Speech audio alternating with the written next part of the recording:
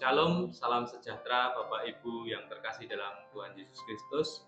Jumpa kembali dengan saya dalam renungan tengah minggu GKJ Mbaki bulan Juli minggu pertama.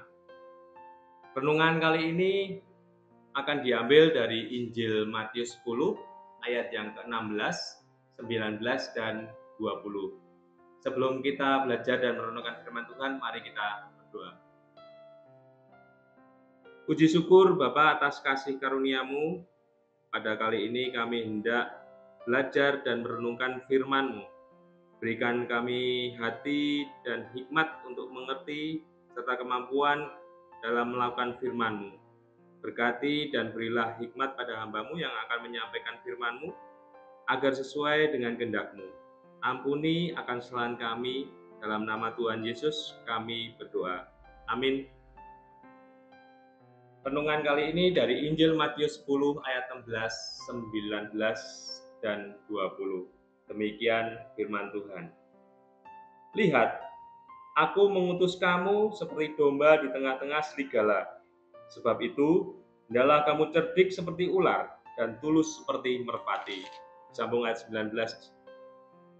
Apabila mereka menyerahkan kamu, janganlah kamu khawatir akan bagaimana dan akan apa yang harus kamu katakan, karena semua itu akan dikaruniakan kepadamu pada saat itu juga. Karena bukan kamu yang berkata-kata, melainkan roh Bapamu, Dia yang berkata-kata di dalam kamu.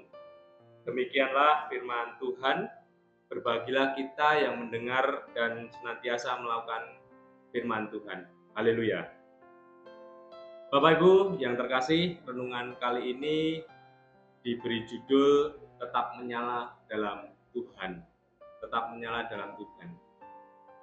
Sebagai ilustrasi, singkat cerita, saya akan membagikan kisah saya yang saya alami sekitar 4 tahun yang lalu, di mana dalam pekerjaan saya dilaporkan oleh seorang PM di salah satu distributor ke atasan saya bahwa pekerjaan saya tidak maksimal dan tidak serius dalam bekerja dan tidak pernah join dengan tim dan supervisor mereka.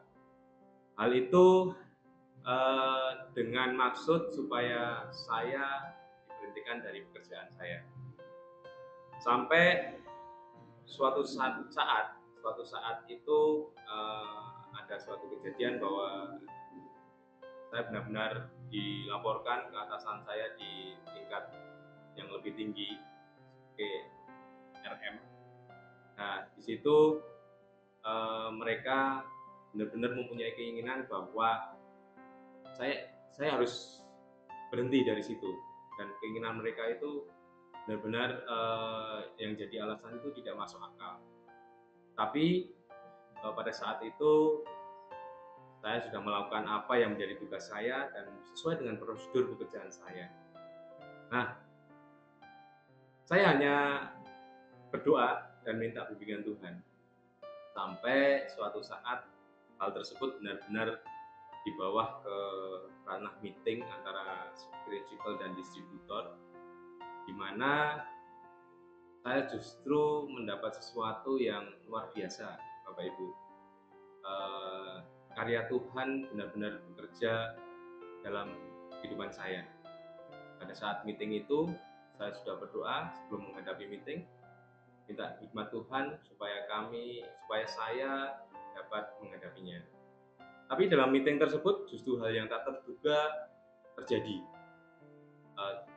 Tim dari Bapak PM tersebut, dari salah satu distributor yang memfitnah saya, justru mengatakan bahwa saya sudah melakukan hal yang sudah menjadi kewajiban saya, dan itu sudah terbukti dari hasil yang sudah terjadi.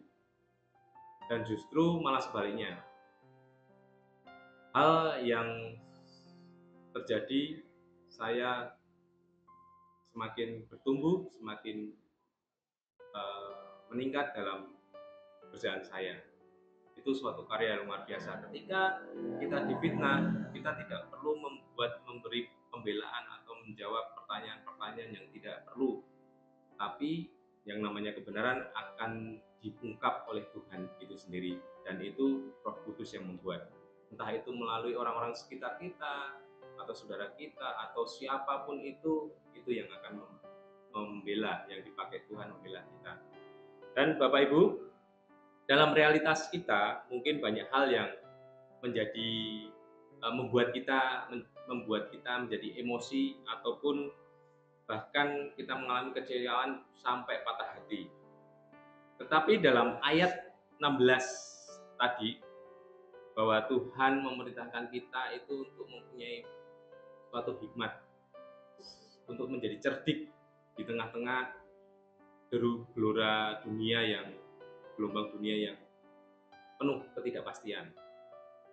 Dan tulus seperti merpati ketika kita melakukan apapun itu. Kita tidak perlu khawatir karena Roh Allah ada di tengah-tengah kita. Bapak Ibu, bacaan yang kita baca tadi adalah mengenai pesan pengutusan dari Tuhan Yesus kepada murid-muridnya, dan juga terhadap kita semua sebagai jemaat Allah. Dalam dunia ini mungkin rintangan yang kita hadapi, gelombang dunia yang tidak pasti, itu membuat kita semakin lemah.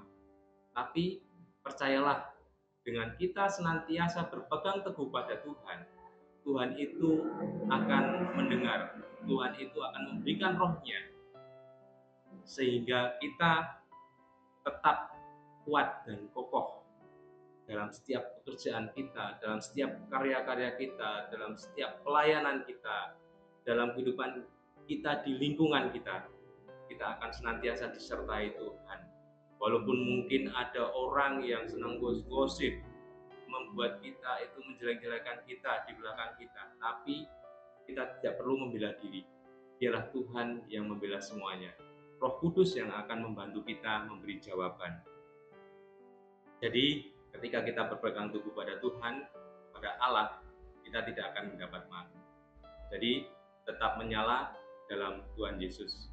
Tuhan Yesus memberkati. Amin. Mari kita berdoa. Bapa yang Maha Kasih, ajarkanlah kami untuk tetap setia di dalam Engkau. Di tengah deru ketidakpastian dunia, ajarkanlah kami untuk tetap bersandar kepadamu. Berilah kami ketulusan dalam kami setiap tingkah laku kami, dan kebijaksanaan dalam kami menghadapi segala tantangan dalam kehidupan kami, dan bimbing dan tuntun kami dengan Roh-Mu yang kudus. Ampunilah dosa kesalahan kami. Dalam nama Tuhan Yesus kami berdoa. Amin. Demikian Bapak Ibu, renungan tengah minggu bulan Juni, minggu pertama kali ini. Selamat berkarya, Tuhan Yesus memberkati.